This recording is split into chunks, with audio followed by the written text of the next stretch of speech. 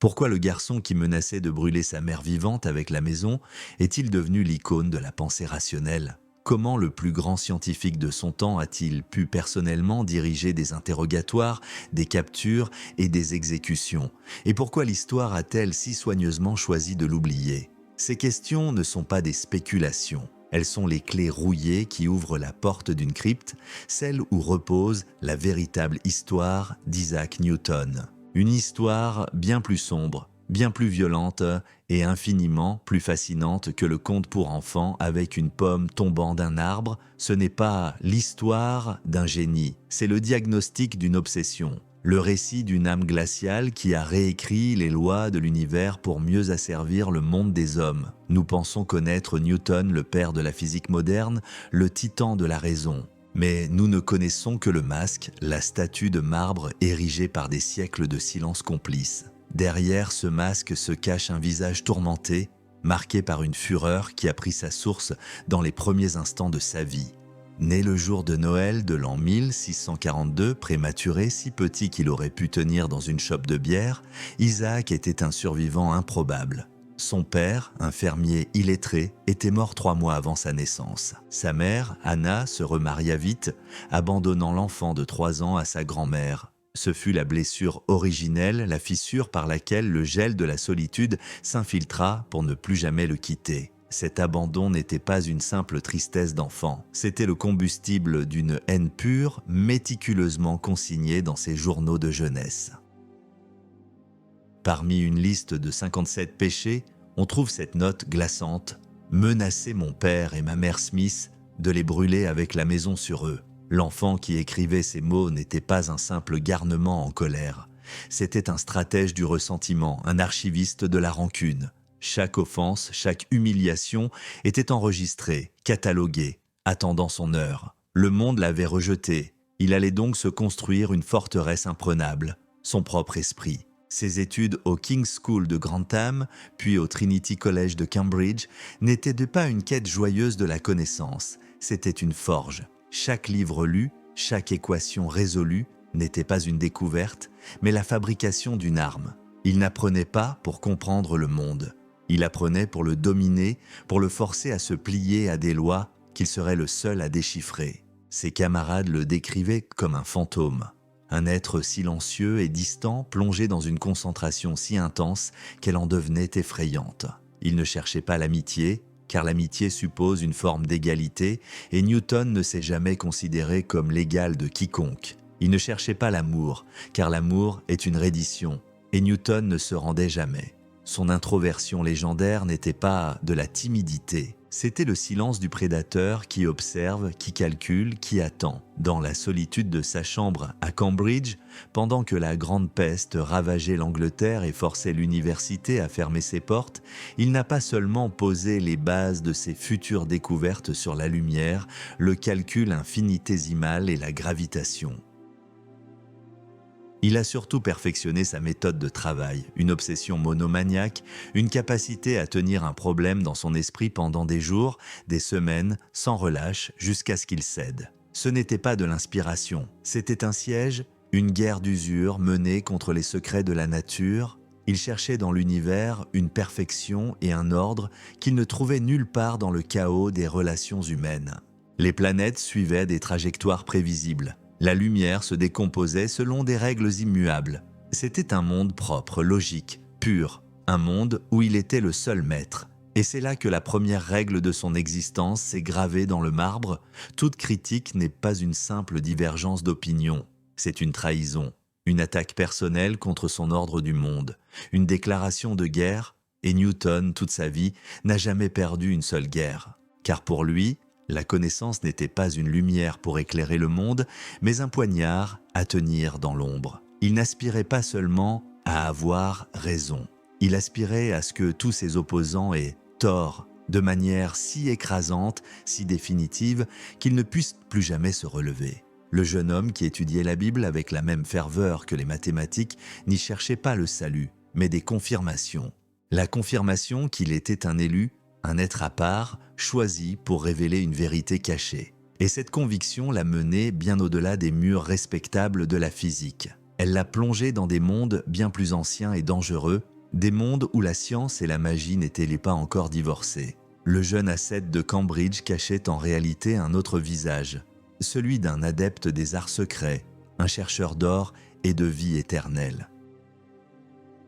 Le pouvoir qu'il cherchait n'était pas seulement intellectuel, il devait être total, absolu, embrassant à la fois le visible et l'invisible. La quête de la domination du monde matériel n'était qu'une étape.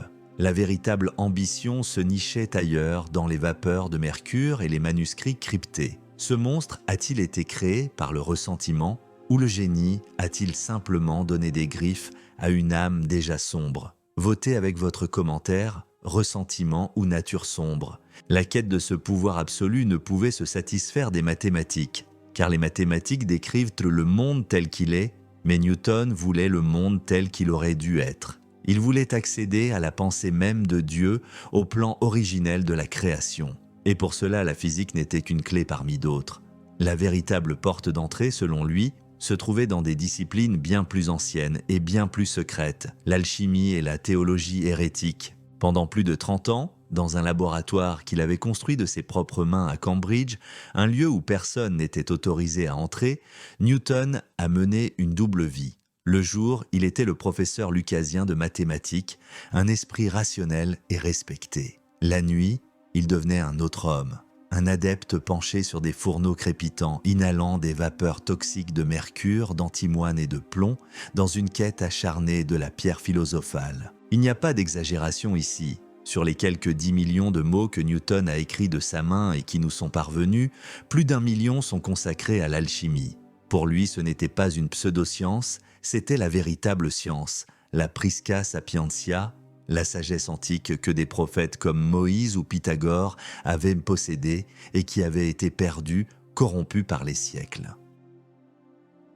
Il croyait fermement que les mythes grecs, comme celui de Jason et de la toison d'or, étaient des recettes alchimiques codées.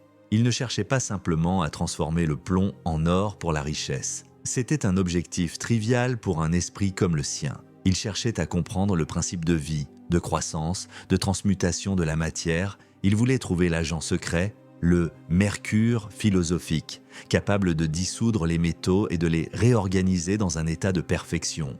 C'était une quête spirituelle autant que matérielle. Il a disséqué la lumière en ses couleurs, mais a passé sa vie à chercher dans les ténèbres une vérité qu'il ne pouvait pas prouver. Ses expériences étaient d'une dangerosité extrême. Il notait dans ses carnets le goût des métaux, décrivait les effets des vapeurs sur son propre corps. En 1693, il a sombré dans une dépression nerveuse profonde, souffrant d'insomnie, de paranoïa et de troubles digestifs. Aujourd'hui, on sait que ces symptômes correspondent parfaitement à un empoisonnement chronique au mercure et au plomb. Il a littéralement sacrifié sa santé mentale et physique sur l'autel de ses obsessions secrètes. Parallèlement à cette quête alchimique, il menait une autre guerre, encore plus dangereuse. Une guerre contre le dogme chrétien établi. Newton était secrètement un hérétique. Il était un antitrinitaire convaincu, croyant que le concept de la Sainte Trinité était une corruption païenne du christianisme primitif, imposée au IVe siècle lors du concile de Nicée. Pour lui, vénérer Jésus-Christ comme Dieu était une idolâtrie, le péché ultime. Cette conviction, si elle avait été révélée publiquement, lui aurait coûté sa chair à Cambridge, sa réputation, et l'aurait probablement conduit en prison, voire pire. Pour un homme occupant une position aussi prestigieuse, dans une Angleterre où la religion était une affaire d'État, c'était jouer avec un feu bien plus mortel que celui de ses fourneaux. Il a donc mené ses recherches théologiques dans le plus grand secret, rédigeant des milliers de pages pour prouver que l'Église avait falsifié les Écritures. Il se voyait comme l'un des rares élus à avoir redécouvert la vraie foi, attendant le moment où il pourrait révéler cette vérité au monde. Cette double vie de chercheur secret a forgé chez lui une mentalité de conspirateur. Il voyait des codes partout, des messages cachés dans la Bible, dans les mythes, dans la structure de l'univers. Le monde était un puzzle et lui seul possédait la clé. Cette certitude absolue de sa propre supériorité intellectuelle et spirituelle le rendait imperméable au doute, mais aussi incroyablement vulnérable à la critique. car si quelqu'un osait le contredire sur un point de science, ce n'était pas une simple discussion académique, c'était une attaque contre sa mission sacrée, une manifestation de l'ignorance et de la corruption du monde qu'il était destiné à corriger. C'est dans cet état d'esprit, celui d'un prophète secret, armé d'une connaissance divine, qu'il va entrer en collision avec le premier homme qui osera se dresser sur son chemin. Un homme qui, par sa nature même, représentait tout ce que Newton méprisait, un savant public, touche-à-tout, sociable et brillant. Son nom était Robert Hooke. La collision entre ces deux mondes, celui du secret et celui de la lumière, allait déclencher la première grande guerre de la vie de Newton. Une guerre personnelle, vicieuse, et qui allait durer des décennies. Robert Hooke était, à bien des égards, le miroir inversé de Newton.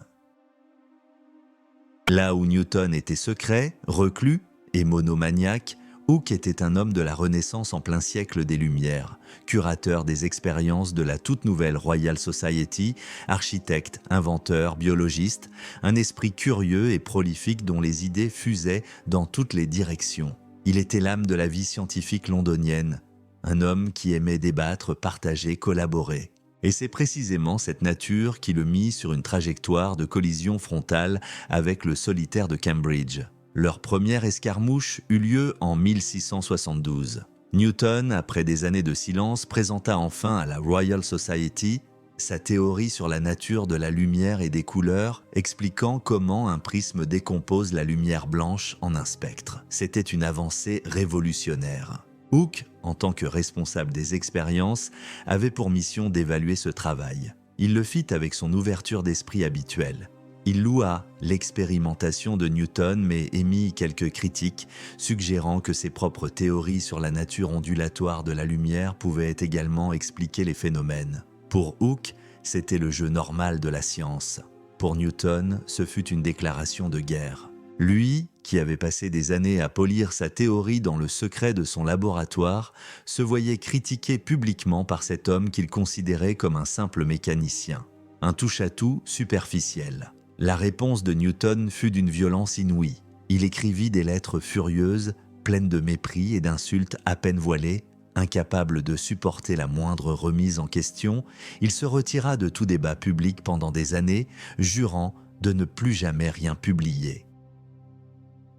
La rancune était plantée, elle allait grandir et s'envenimer pendant des décennies. L'histoire est écrite par les vainqueurs et Isaac Newton s'assurait toujours d'être le seul à tenir la plume. Leur conflit atteignit un nouveau sommet avec la question de la gravitation. Hooke, dans sa correspondance avec Newton, émit l'idée que la gravité pourrait suivre une loi en carré inverse de la distance. Il n'avait pas les outils mathématiques pour le prouver, mais l'intuition était là.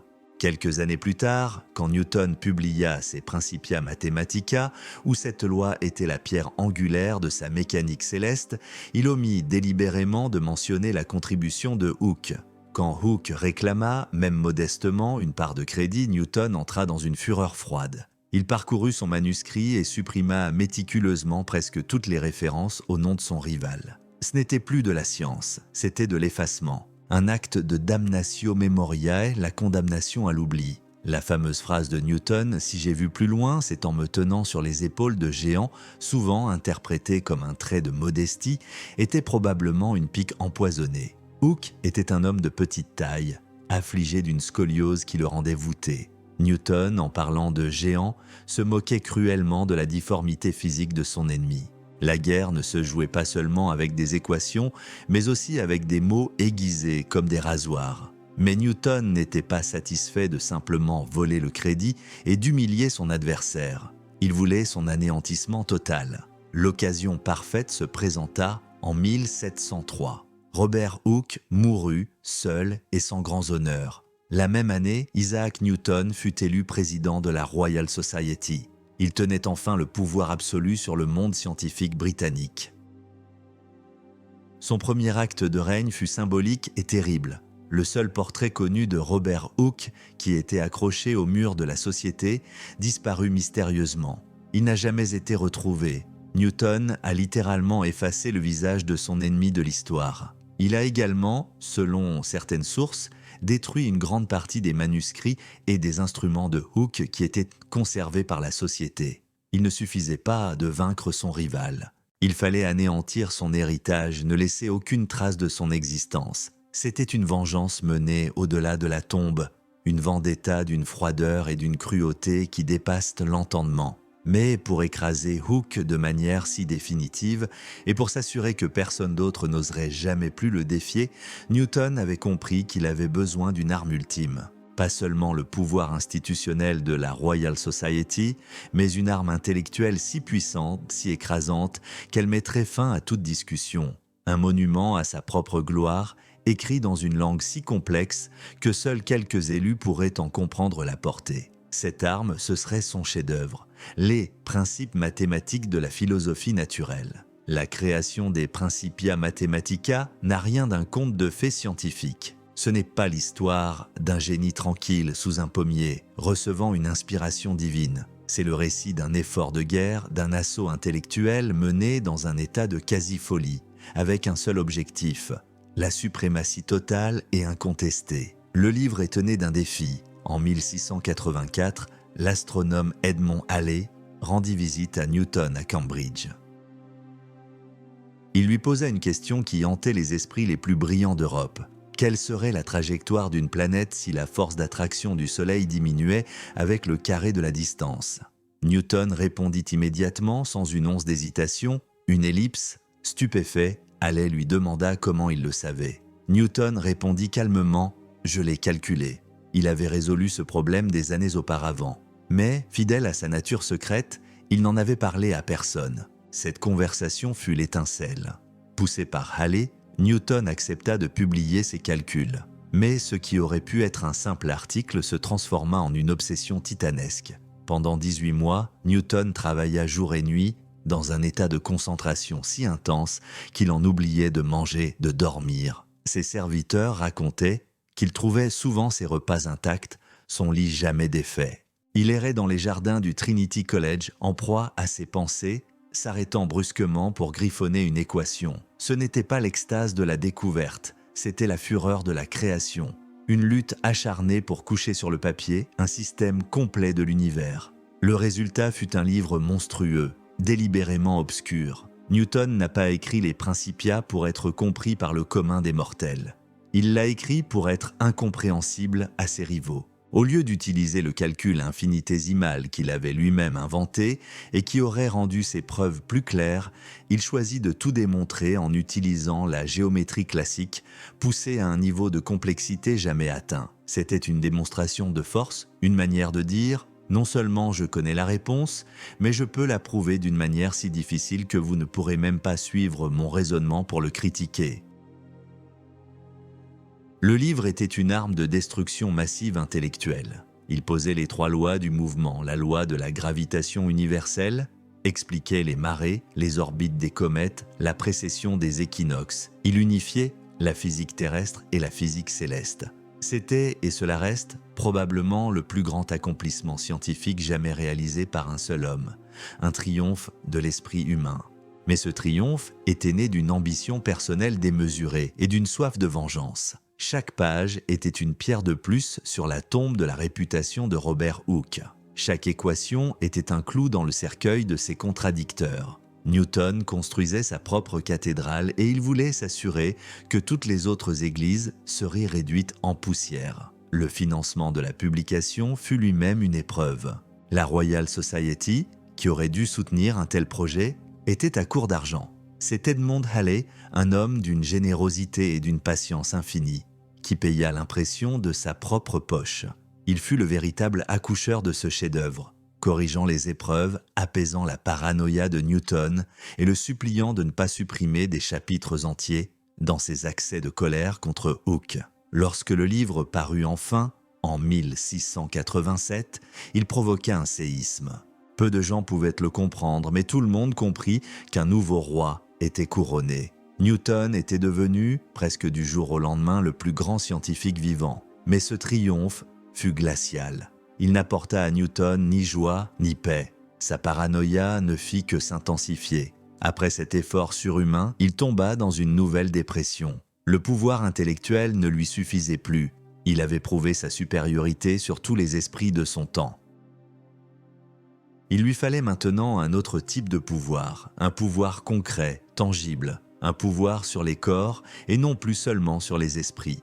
Et c'est ainsi qu'en 1696, grâce à ses nouvelles connexions politiques, Isaac Newton, le génie abstrait qui avait cartographié les cieux, quitta la quiétude de Cambridge pour une nouvelle carrière à Londres. Une carrière qui allait le plonger dans les bas-fonds les plus sordides de la ville et transformer le plus grand scientifique du monde en bourreau de Sa Majesté. La science est-elle un pur élan vers la vérité ou l'instrument le plus sophistiqué de la domination? Laissez votre avis dans les commentaires. Vérité ou domination? L'image d'Isaac Newton, le savant distrait, quittant les tours d'ivoire de Cambridge pour diriger la monnaie royale de Londres, semble être une anomalie historique, une sorte de blague de fin de carrière. La réalité est un thriller noir. Ce n'était pas une sinécure honorifique, c'était une descente aux enfers, dans les rues boueuses et les tavernes malfamées d'une Londres rongée par le crime. Et Newton ne s'est pas contenté d'être un administrateur. Il est devenu un détective obsessionnel, un maître espion et un chasseur d'hommes impitoyable. À la fin du XVIIe siècle, l'Angleterre était au bord du gouffre financier. La monnaie était si corrompue, si massivement rognée et contrefaite que l'économie menaçait de s'effondrer. On estime qu'une pièce sur 10 en circulation était fausse. Le gouvernement décida d'une refonte monétaire totale, une opération d'une ampleur colossale. Pour superviser cette guerre contre le crime économique, ils avaient besoin d'un homme d'une intelligence supérieure, d'une intégrité supposée sans faille et surtout d'une détermination de fer. Ils ont choisi Newton, d'abord en tant que gardien de la monnaie, puis en tant que directeur. Ils n'ont pas été déçus. Newton a abordé cette nouvelle tâche avec la même intensité monomaniaque qu'il avait appliquée à l'alchimie ou à la physique. Mais cette fois, son sujet d'étude n'était pas la matière inerte. C'était la nature humaine dans ce qu'elle a de plus vil. Il a transformé son bureau à la Tour de Londres en un quartier général d'opérations secrètes. Il a personnellement recruté et dirigé un réseau d'informateurs et d'agents infiltrés. Il passait des heures à interroger des témoins, des criminels de bas étage, des tenanciers de tavernes. Il se déguisait lui-même, fréquentant les repères de la pègre londonienne pour recueillir des informations de première main. Ce n'est pas une fiction, nous avons conservé des centaines de pages de dépositions écrites de sa propre main où il retranscrit les témoignages des pires crapules de la ville. Il a cartographié le monde souterrain de Londres avec la même précision qu'il avait utilisée pour cartographier le système solaire. Et il n'avait aucune pitié. La loi de l'époque était brutale, mais Newton l'appliqua avec une ferveur qui dépassait le simple devoir. Le faux monnayage était un crime de haute trahison puni de la peine la plus barbare du code pénal anglais, hanged, drawn and quartered, pendu, éviscéré et démembré. Newton a personnellement poursuivi plus de 100 suspects. Sur les 28 qu'il a fait condamner, beaucoup ont subi ce sort atroce sur son insistance personnelle. Seriez-vous capable de serrer la main d'un homme qui a envoyé des dizaines de personnes à la mort, mais qui a en même temps offert au monde les lois de l'univers? Son intelligence analytique redoutable est devenue un outil d'enquête terrifiant. Il croisait les témoignages, décelait les contradictions, posait des pièges logiques à des suspects illettrés qui ne savaient pas ce qui leur arrivait. Face à lui, il n'avait aucune chance. Il ne reculait devant rien. La tromperie, l'intimidation, les promesses de clémence en échange de dénonciation. Certains historiens suggèrent même qu'il a pu assister ou autoriser des formes de torture pour obtenir des aveux. Il avait trouvé un nouveau champ de bataille où sa nature suspicieuse, sa paranoïa et son absence totale d'empathie devenaient des atouts professionnels. Son plus grand adversaire dans cette guerre ne fut pas un esprit scientifique, mais un criminel de génie. Un homme qui était son alter ego du côté obscur, William Chaloner. Chaloner n'était pas un simple faussaire. C'était un artiste de l'escroquerie, un homme charismatique et intelligent qui avait monté un empire du crime. Il avait même eu l'audace de témoigner devant le Parlement pour dénoncer la corruption de la monnaie, tout en étant lui-même le plus grand des faussaires. Pour Newton, Chaloner devint une obsession personnelle. C'était un duel à mort entre le plus grand esprit scientifique d'Angleterre et le roi de la pègre londonienne. Newton a consacré des mois à monter un dossier écrasant contre lui, utilisant des espions, des traîtres et des provocations. Il l'a personnellement traqué sans relâche, a rassemblé les preuves et a mené l'accusation lors de son procès. Challoner, malgré son intelligence, fut finalement piégé.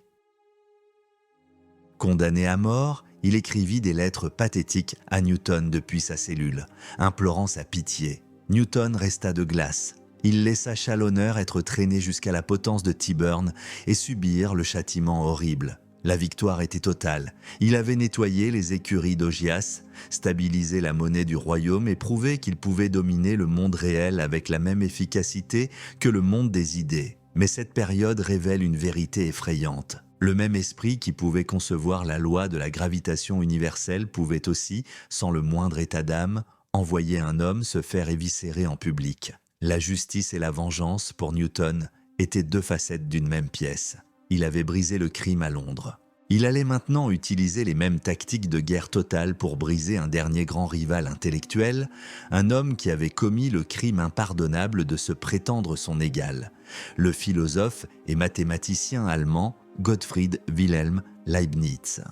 La guerre contre Gottfried Leibniz fut la plus grande, la plus sale et la plus internationale de toutes les croisades personnelles de Newton. Ce ne fut pas un simple débat d'idées. Ce fut la première guerre scientifique mondiale, une campagne de diffamation et de destruction menée à l'échelle d'un continent entier, orchestrée par un Newton au sommet de son pouvoir et de sa fureur. Le champ de bataille était la paternité du calcul infinitésimal, l'un des outils mathématiques les plus puissants jamais inventés, indispensable à toute la physique moderne. Le drame est que les deux hommes l'avaient très probablement inventé de manière indépendante.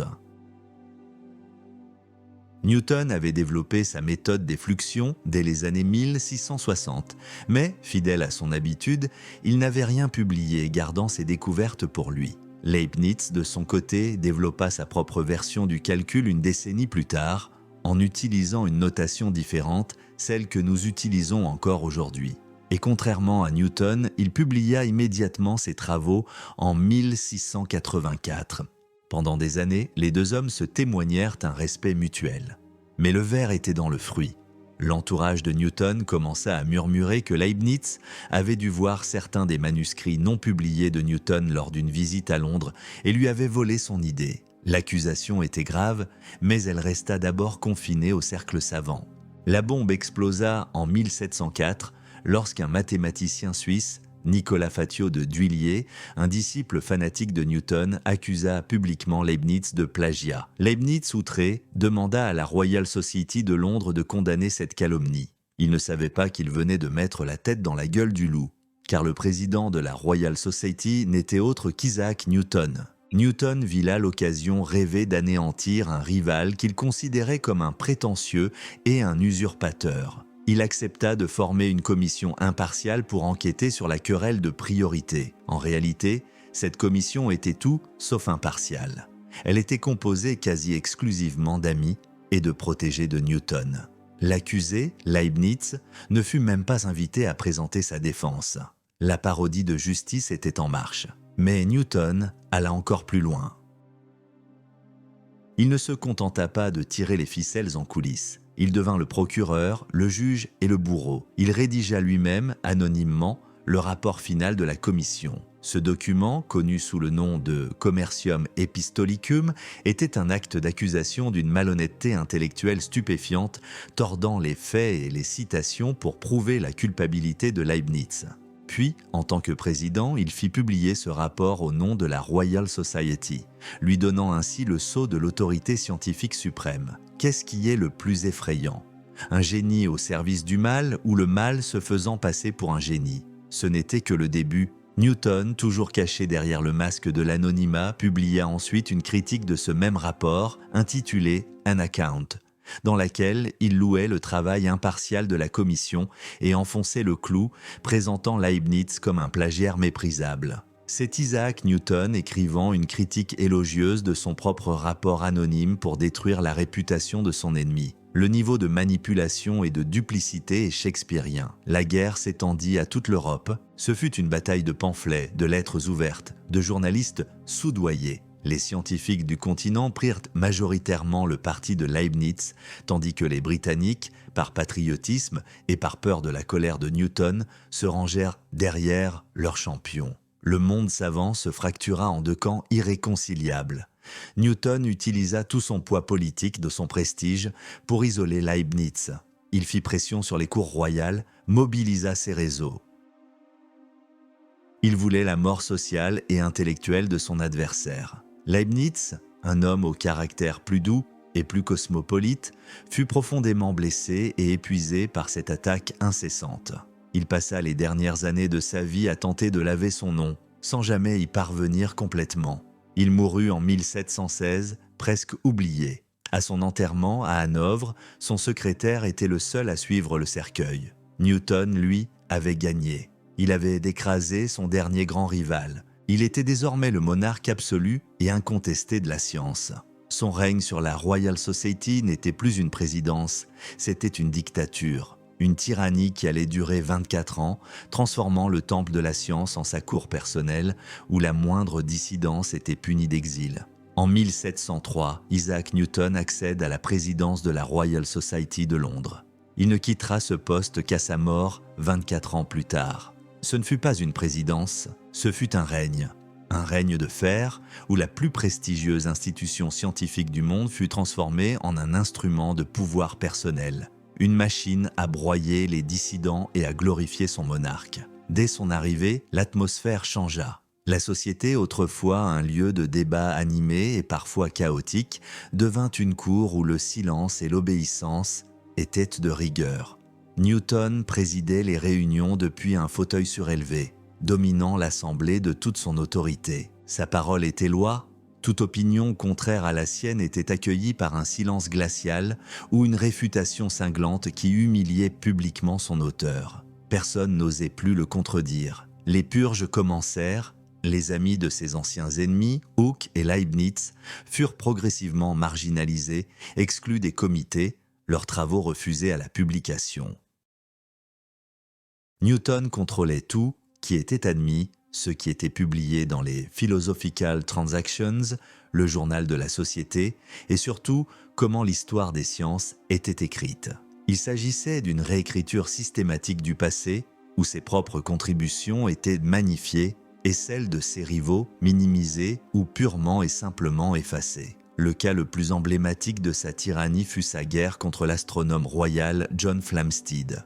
Flamsteed était un observateur méticuleux et infatigable, qui avait passé des décennies à compiler le catalogue d'étoiles le plus précis jamais réalisé. C'était l'œuvre de sa vie. Newton avait désespérément besoin de ces données pour affiner sa théorie lunaire, mais Flamsteed, un perfectionniste, refusait de publier des résultats qu'il ne jugeait pas encore prêts. Newton, impatient et méprisant, considéra ce refus comme une insubordination. Il utilisa son pouvoir à la Royal Society pour créer un comité de visiteurs de l'observatoire de Greenwich, se plaçant de fait au-dessus de Flamsteed et lui donnant l'ordre de livrer ses données. Flamsteed résista. La réaction de Newton fut d'une brutalité inouïe. En 1712, il confisqua purement et simplement les manuscrits de Flamsteed sans sa permission et les fit publier sous une forme bâclée et pleine d'erreurs avec Edmond Halley comme éditeur. Pour ajouter l'insulte à l'injure, le livre fut présenté comme une œuvre collective supervisée par la Royal Society, minimisant le rôle de Flamsteed. C'était un vol pur et simple de l'œuvre d'une vie. Flamsteed fut anéanti, mais il ne se laissa pas faire. Il intenta un procès, et chose incroyable, il le gagna. Il obtint la restitution des 300 exemplaires non vendus du livre piraté et eut la satisfaction de les brûler personnellement en place publique, qualifiant cet acte de sacrifice à la vérité céleste. Mais la victoire fut amère. Newton ne lui pardonna jamais cet acte de défi. Le dictateur à perruque avait créé un culte de la personnalité. Il était entouré d'une cour de disciples dévoués, les Newtoniens qui répandaient sa doctrine et attaquaient ses ennemis. La science britannique devint dogmatique, isolée des nouvelles idées qui émergeaient sur le continent, notamment celles inspirées par Leibniz. Le règne de Newton, s'il a consolidé sa gloire, a probablement freiné le progrès des mathématiques en Angleterre pour près d'un siècle. Il avait transformé le libre royaume de la science en une autocratie. Il était devenu le pape de la raison, excommuniant quiconque osait questionner ses dogmes. Mais derrière cette façade de pouvoir absolu et de rationalité froide, le vieux Newton cachait toujours ses secrets. Le dictateur de la science passait ses nuits non pas à contempler la mécanique céleste, mais à se plonger dans des textes bien plus anciens et plus obscurs. Le président de la Royal Society était aussi, et peut-être avant tout, un prophète de l'Apocalypse. Le pouvoir sur les hommes est-il une juste récompense pour un génie qui a éclairé le monde, ou la corruption inévitable d'un esprit qui ne supporte aucun égal? Choisissez votre camp, récompense ou corruption. Si vous pouviez entrer dans le cabinet secret d'Isaac Newton durant les dernières décennies de sa vie, vous ne trouveriez pas seulement des ouvrages de mathématiques et de physique. Vous seriez submergé par une autre sorte de littérature, bien plus vaste, bien plus obsessionnelle.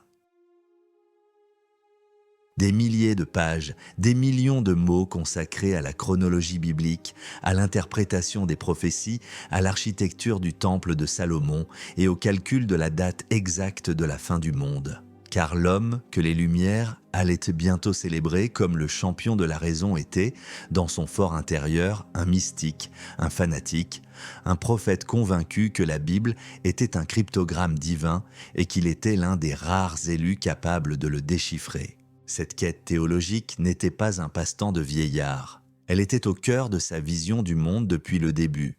Pour Newton, la science et la religion n'étaient pas deux domaines séparés. Elles étaient deux voies menant à la même vérité, la compréhension de l'œuvre de Dieu. Mais il était convaincu que l'humanité avait corrompu les deux.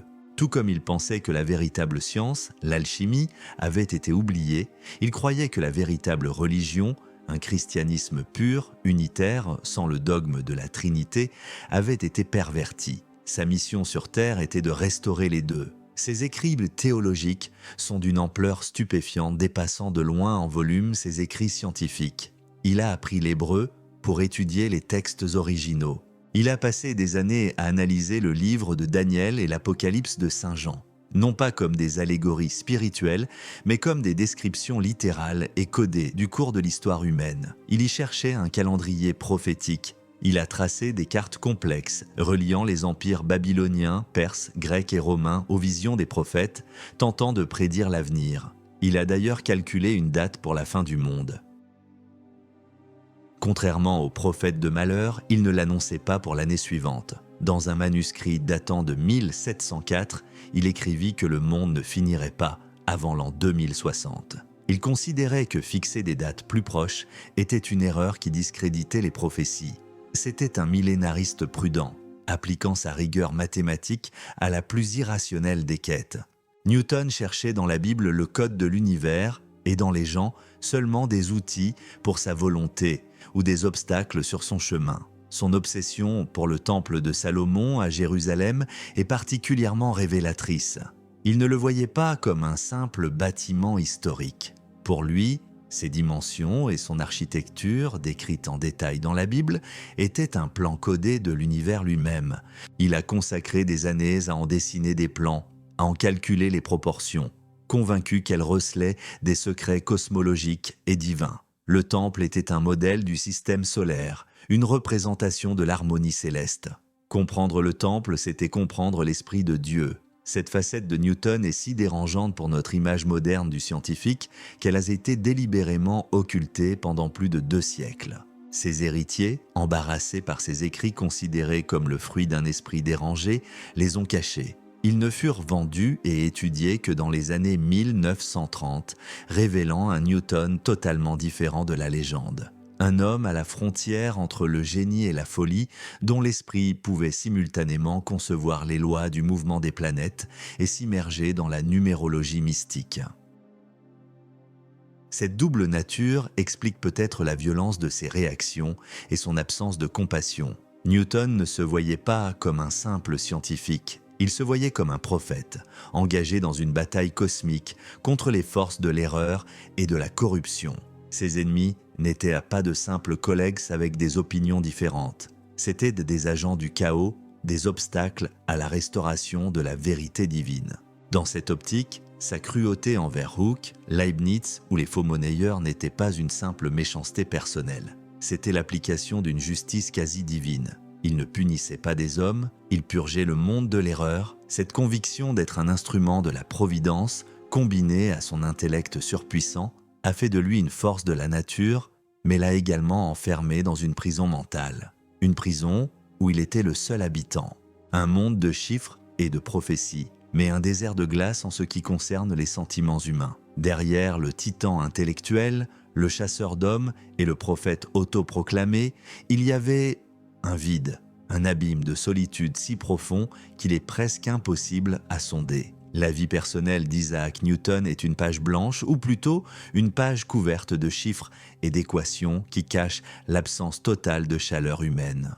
Il a disséqué l'univers, mais n'a jamais su ce que c'était que de prendre quelqu'un dans ses bras. Il est mort à l'âge de 84 ans, et selon le témoignage de ceux qui le connaissaient le mieux, y compris Voltaire qui l'a rapporté, il est mort vierge. Cette information, souvent traitée comme une anecdote triviale, est en réalité la clé de sa psychologie. Son incapacité à former des liens intimes n'était pas un choix d'ascète, c'était une pathologie. Il ne semble jamais avoir eu un véritable ami. Il avait des alliés, des disciples, des subordonnés, des patrons, mais personne avec qui il aurait pu partager ses doutes ou ses peines. Les relations humaines, pour lui, étaient basées sur l'utilité ou la hiérarchie. Soit vous lui étiez utile et il pouvait se montrer cordial, soit vous étiez un obstacle et il vous détruisait. Il n'y avait pas de terrain d'entente. Ces lettres révèlent un homme tourmenté par une méfiance maladive. La moindre familiarité était perçue comme une menace, une tentative de pénétrer sa forteresse. Le philosophe John Locke fut l'un des rares à s'approcher d'une forme d'amitié avec lui. Mais même cette relation fut brisée par un accès de paranoïa de Newton qui, en pleine dépression, accusa Locke de vouloir le brouiller avec les femmes. Cette accusation étrange et sans fondement montre à quel point tout ce qui touchait à l'intimité ou à la sexualité était pour lui un territoire étranger et terrifiant. Il a pu comprendre le mouvement des planètes, mais n'a jamais compris le cœur d'un seul être humain. La seule lueur de chaleur dans ce désert affectif fut sa relation avec sa demi-nièce, Catherine Barton.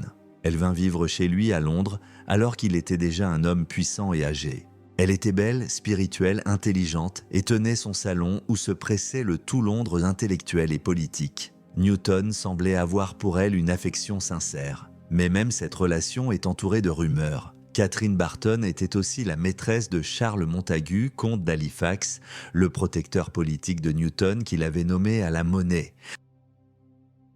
Certains ont insinué que Newton utilisait sa nièce pour conserver les faveurs de son patron, une idée qui, bien que non prouvée, jette une ombre de calcul même sur ce seul lien apparemment désintéressé. Ses dépressions nerveuses, qu'il appelait ses accès de mélancolie, étaient profondes et terrifiantes. Elles étaient marquées par des insomnies, une paranoïa aiguë et des accès de rage incontrôlables. Pendant ces périodes, il rompait brutalement avec ses rares connaissances, écrivant des lettres d'une violence et d'une confusion mentale extrême. C'était le prix à payer pour une concentration mentale qui dépassait les limites humaines. Son esprit était un moteur surpuissant qui, à force de tourner à plein régime, finissait par surchauffer et menacer d'exploser. Le génie de Newton n'était pas un don paisible. C'était une maladie, une anomalie qui lui donnait un pouvoir de perception surhumain sur le monde matériel, mais le rendait aveugle au monde des émotions. Il était un dieu dans l'univers des idées et un infirme dans l'univers des sentiments. Alors que la fin de sa vie approchait, il était couvert d'honneur. Anobli par la reine Anne, président à vie de la Royal Society, riche et universellement respecté, du moins en apparence. Il avait tout gagné. Mais il était toujours le même homme, seul dans sa grande maison, entouré de livres et de secrets. La question qui se pose est vertigineuse. Le jeu en valait-il la chandelle? Avoir déchiffré le langage de Dieu pour finir dans un silence que seule la mort viendrait rompre. Après son décès, en 1727, il eut droit à des funérailles nationales grandioses à l'abbaye de Westminster, un honneur réservé au roi. C'est à ce moment précis que le processus de sanctification a commencé. L'homme réel, complexe, cruel et tourmenté, allait être soigneusement embaumé, vidé de toutes ses aspérités, pour être remplacé par une statue lisse et parfaite. Le monstre allait disparaître, et le mythe allait naître. La mort d'un grand homme n'est pas une fin. C'est le début d'une bataille, celle pour le contrôle de sa mémoire. Et dans le cas d'Isaac Newton, cette bataille a été remportée par une campagne de propagande si efficace qu'elle a façonné notre perception de la science et du génie pendant près de 3 siècles. Le Newton historique, le tyran paranoïaque, l'alchimiste fanatique, le théologien hérétique ne pouvaient pas servir de modèle à l'ère nouvelle qui s'annonçait, le siècle des Lumières. Ce siècle avait besoin d'un héros, d'un saint laïc de la raison. Il fallait donc en fabriquer un. Le principal architecte de ce mythe fut l'écrivain et philosophe français Voltaire. Après un exil en Angleterre, il publia en 1733 ses Lettres philosophiques, où il présenta aux Français un Newton idéalisé. Le Newton de Voltaire est un homme simple, modeste, un pur esprit dévoué uniquement à la recherche de la vérité. Disparu, les guerres vicieuses contre Hooke et Leibniz. Oublié, la cruauté du directeur de la monnaie, passé sous silence. Les décennies de recherches alchimiques et les millions de mots sur les prophéties de la fin du monde. Voltaire et les autres hagiographes de Newton ont consciemment nettoyé sa biographie. Ses écrits les plus embarrassants, ceux sur l'alchimie et la théologie, furent mis sous clé par ses héritiers, considérés comme une preuve de sénilité plutôt que comme une part essentielle de sa pensée. Ils restèrent cachés du grand public pendant 200 ans. La légende de la pomme, qui n'est apparue que bien après sa mort, est le symbole parfait de ce processus de simplification. Elle remplace une réalité complexe, des années de calculs acharnés, d'intuition et de travail sur les idées d'autres savants, par une anecdote charmante et presque enfantine. Le génie n'est plus le fruit d'une obsession maladive, mais une simple illumination passive, un don du ciel. Newton lui-même, de son vivant, avait commencé à polir sa propre légende, se présentant comme un simple enfant jouant sur le rivage, trouvant de temps en temps un plus joli coquillage, tandis que le grand océan de la vérité restait inconnu. Cette fausse modestie masquait un ego colossal qui n'avait jamais toléré le moindre rival. On a fait de lui le premier vrai scientifique, un modèle de méthode expérimentale et de rationalité pure, alors qu'il était peut-être le dernier des magiciens. Un homme dont l'esprit était encore profondément ancré dans la pensée mystique et la tradition ésotérique. Son besoin de contrôle absolu sur la Royal Society a été transformé en un leadership éclairé. Sa vengeance impitoyable contre les faux monnayeurs est devenue une preuve de son sens du devoir civique. Chaque trait sombre de son caractère a été repeint avec les couleurs de la vertu. Pourquoi ce besoin de créer un héros parfait ? Parce que l'ère des Lumières, dans sa lutte contre l'obscurantisme religieux, avait besoin de ses propres saints. Et Newton était le candidat idéal. Il avait, semblait-il, dévoilé le mécanisme de l'univers sans l'aide de Dieu, même si lui-même était un croyant fanatique. Il incarnait le pouvoir de l'esprit humain pour percer les mystères de la nature. Un Newton complexe et désagréable aurait brouillé ce message.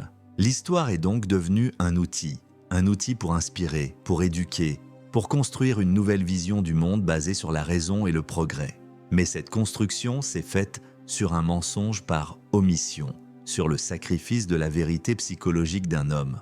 Aujourd'hui, que nous avons exhumé les archives, que nous avons lu ses carnets secrets et les témoignages de ses victimes, le mythe se fissure. La statue de marbre blanc révèle les veines sombres qui la parcourent. Et nous nous retrouvons face à une question fondamentale, non pas sur Newton, mais sur nous-mêmes, sur notre besoin de héros et notre peur de la complexité. L'histoire a choisi sa légende, mais aujourd'hui le choix vous appartient. Dites-nous ce qui est le plus essentiel pour notre avenir. Un héros imparfait mais authentique ou une légende inspirante mais construite. Partagez votre verdict dans les commentaires.